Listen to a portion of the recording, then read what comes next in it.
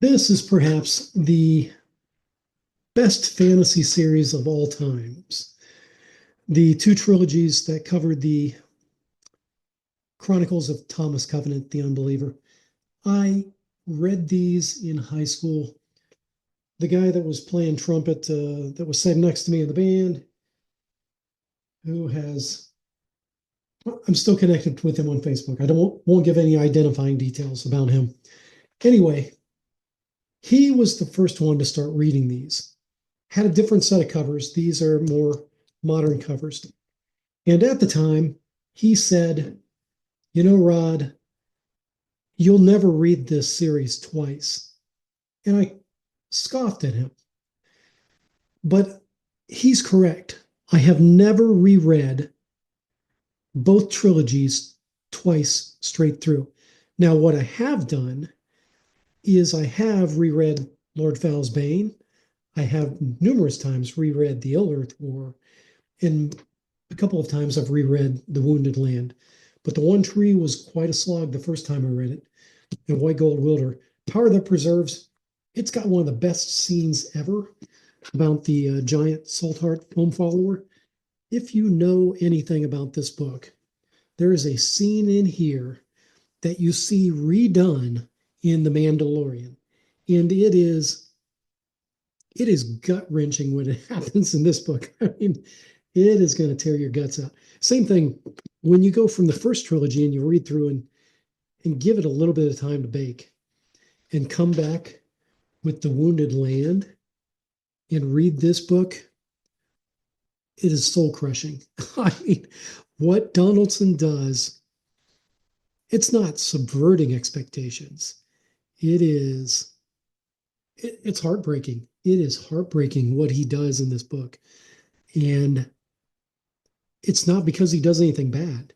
No, no, there is a payoff. There is a huge payoff to this that you don't get until you're in the end of White Gold Wilder. But many people don't like this series because there are some scenes that happen in the first book, one scene in particular, that really is off-putting and makes the main character very unlovable. He's not very lovable throughout the entire series, but what he does very early in the first book is kind of a moment that has repercussions throughout the entire series. And I won't spoil it. Other people have talked about that before. So I do intend to reread this entire series from start to finish. I think I deserve it at this point in my life to spend some time doing that.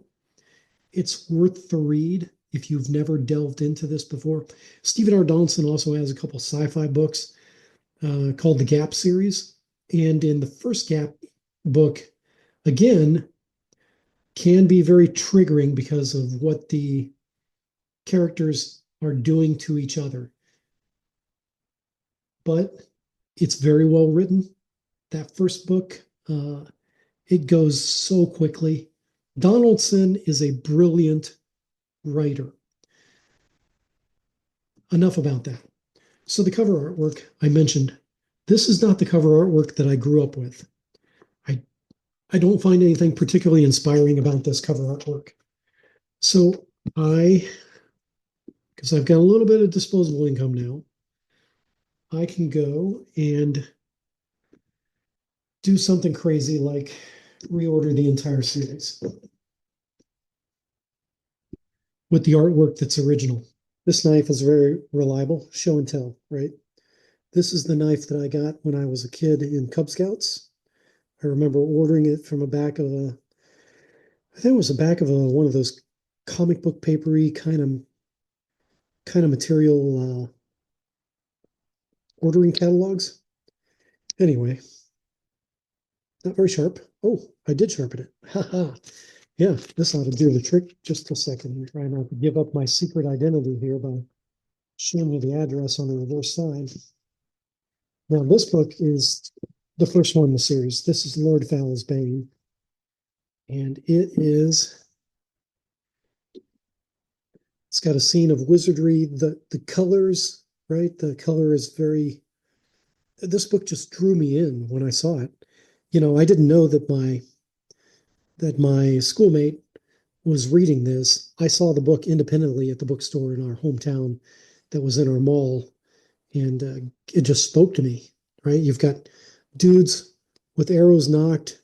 You got some kind of waterfall down below. You got like a bridge at Khazad-dûm kind of situation. You've got, one of the high lords here doing some magic. You've got several men with swords. Awesome. I like the font. I like the scroll. Fantastic. It's great to have this back in my hands after this many years. Looks like this book has been well loved. People have actually read it. No smell to it. Fantastic. Now, this one has the rest of the books, and I might get very excited at this point because I have not seen these in so long. All right, let's do this without giving up our secrets. Let's just come up underneath here. See what we can do. Yep. Definitely going to be 2 layers of material here. So let's just shade this away.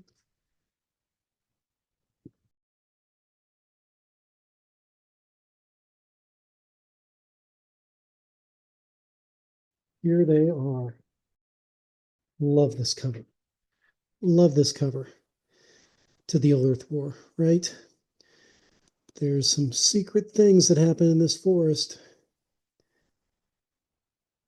Yeah, the Illearth War. What can you say about this? Very standalone, rereadable. You don't have to have the background because he gives you like a recap to start this off. If you got to start, if you don't have time to read 2 trilogies or even 1 trilogy, just read this book. Read this book and you're going to love it. The cover on this one, though, The Power That Preserves. Oh, it's too bad. It's still got a sticker on it, but what can you do? That is the staff of the law being wrestled away there. Oh my goodness. Boy, that brings me back. That brings me way back.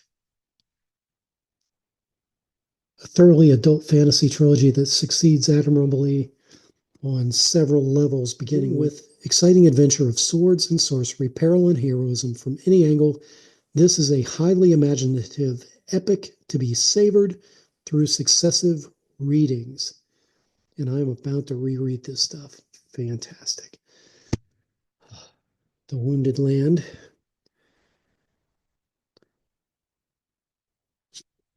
Very evocative. Amazing. The One Tree. Now, this cover is not as exciting. And like I said, this book was a bit of a slog. But when you get to the arena scene that takes place overseas, elsewhere in this fantasy world, that is amazing stuff. And that is stuff that you would love to see at your table in any fantasy adventure. And then finally, White Gold Wielder, the ultimate payoff here. The story concludes, or does it? I heard that there might be some additional adventures in the land, so to speak. But for me, this is all there is. This is all I ever wanted to do was get the gang back together again here. Oh, wow. Look at that. I mean, what kid would not want this series? Look how beautiful those look. Fantastic. Fantastic. Well, thanks for tuning in to another show and tell where I just ramble a bit with no script and show you things from my fantasy and sci-fi background that mean a lot to me. If any of you have read any of these, have any opinions about them or the author, if you've read his other work, please leave comments down below. I do not censor, so let the comments fly.